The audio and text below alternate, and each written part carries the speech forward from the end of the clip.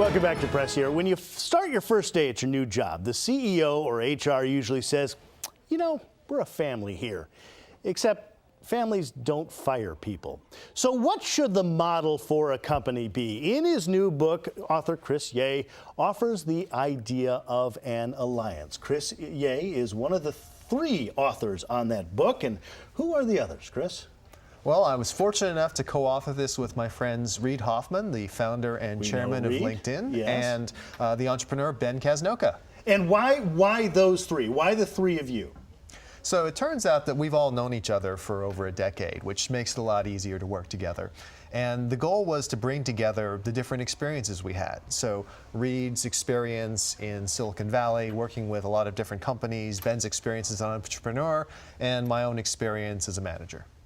Excellent. And what I'm really interested in is, you say, you know, the idea is that the tenure in each job is getting shorter. Are there any stats on how short it is now? Absolutely. So if you look at the stats from the Department of Labor and whatnot, the tenure of employees has been dropping and declining for decades, and it's down to the point now where the classic 2 years is pretty much the tenure you see. 2 years? Yeah. We've been doing this to each other, though, right? I mean, we lament the fact that there is no more, you know, company, you join a company and you stay forever. But then again, we employees have been bouncing around and leaving companies as well. It's kind of a two-way street. No, absolutely. What's really happened is, as companies have stopped showing loyalty to people, people have stopped showing loyalty to companies. It just doesn't make sense. But that's actually bad for both parties. You've been at NBC Bay Area for some time now. You would have a much stronger position because of the fact that you've been here, because of the fact that you've established a relationship. Under the old model, right, but it could be under the new model that I bounce to a different job and I get my promotion. Jeff Weiner, the CEO of LinkedIn, did not start at LinkedIn. That's okay, right. so if the family is not the model, what is the model, the new model? So we believe the model is of an alliance. And if you think about an alliance from the standpoint of history, it's about an explicit deal that's mutually beneficial between 2 independent players. So instead of treating employees like family and saying you're dependent on me, it's, hey, we're 2 independent parties agreeing to work together. I really like some of the analogies that you offer in the book to replace that kind of dishonest family analogy, right? You talk about a professional sports team where you expect players to come in and come out, but there's that central goal of winning a championship, right? Absolutely. And that's how, you know, you define a mission. And then you use that tour of duty language from the military.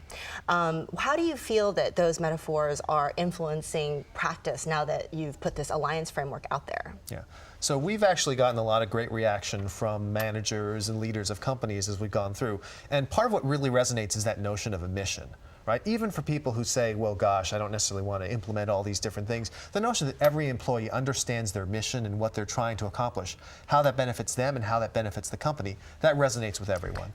But how does that work outside the tech industry, where maybe you can complete a mission in 2 years? Actually, in other industries, you need longer-term thinking. You know, how are you going to design a pipeline or roll out a new way of managing money if you're only thinking in 2-year blocks? Absolutely. And one of the things we advocate in the Alliance is the notion of getting away from just making it time-based and thinking about it from the standpoint of the mission. Our goal in having the Alliance is for employees and companies to develop longer-term relationships that are more mutually beneficial. This idea of a team working together, though, for whatever amount of time makes a lot of sense. Listen, Chris, I want you to work on my team for X number of years. We're going to accomplish whatever. At the end of that, we'll re-figure out what we're going to do. You may go, I may go. That's right. We may find a new project and shuffle the team as well, right? That's right. That's, I think, what makes Silicon Valley so strong, is that, and we've seen that with guests on Press Here, is, well, you used to work with the other guy who worked with that lady who created the thing, and all of a sudden the interconnectedness, I think, is what actually makes the Valley work. Absolutely. And one of the reasons we have a subtitle for the book, we call it Managing Talent in the Networked Age, is it reflects the era in which we live, where people have more connections than ever before, and where bringing in new people or bringing back people who may be former alumni of the company can really help build those relationships and give you the kinds of resources you need to succeed. I love the pragmatic aspect of the Alliance framework, but I wonder, do you need buy-in at the CEO level to make it work, or can an individual manager really implement the Alliance just on an individual team? So it absolutely is best when the CEO buys in and it's a top-down decision for the entire company, but we've had companies and individual managers come to us and say, well, what can I do? And I tell them, as an individual manager, your team, your group, you can start building those relationships. Even if you have a single direct report, you can start building that relationship. And as you achieve, as you show great business results, other people are going to say, hey, how do I get in on that? How do I adopt those same practices? I like that point you made about people coming back to companies after having been away. And I noticed that that's something that Marissa Mayer has done a lot at Yahoo. They call them the boomerangs. That's right. What are the advantages, and how do you persuade someone to come back without feeling like it's a step back? Absolutely. So some of the key advantages of bringing back people, besides just the financial advantage of I don't have to pay a recruiter, is the fact that they already understand the culture of the company. They understand how to get things done. And because they've been away, they actually have new experiences and new skills to bring to bear than if they just stayed at the company the entire time. Now, the key to being able to do that effectively, of course, is to actually go ahead and maintain that relationship all along. Creating an alumni network, keeping in touch, making sure they're aware of what's going on, that's critical. And expecting them to leave at some point. One of the things I was struck by was you said that LinkedIn will often ask its brand new, they don't work here yet candidates, what do you expect to do after you leave LinkedIn? Which would throw me, you know, because I'm just trying to get this job. But it's a fascinating question. And people at LinkedIn are often polishing their resumes and updating their LinkedIns. And LinkedIn knows that. Absolutely. In fact, it's required for LinkedIn employees to keep their LinkedIn profiles up to date and to Though make that them would accessible to the encourage public. recruiters to then pull them away. Correct. So the insight here is by actually acknowledging something we all understand, right? You have a job interview, you're supposed to say, oh, I want your job in 5 years. Right.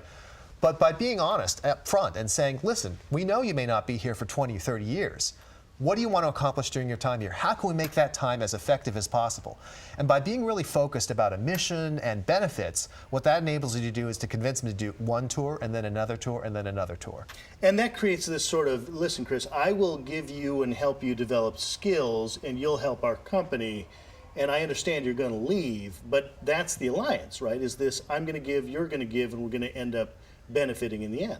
Absolutely. The employee helps the company become more adaptable and evolve, and the company helps the employee become more marketable, more valuable in the job market. Chris Yeh, his new book, along with two other fellows, is The Alliance. We appreciate you being with us this morning. Thank you. Well, Oscar predictions up next from 3 people who are grossly unqualified to make them, plus one person who may actually know.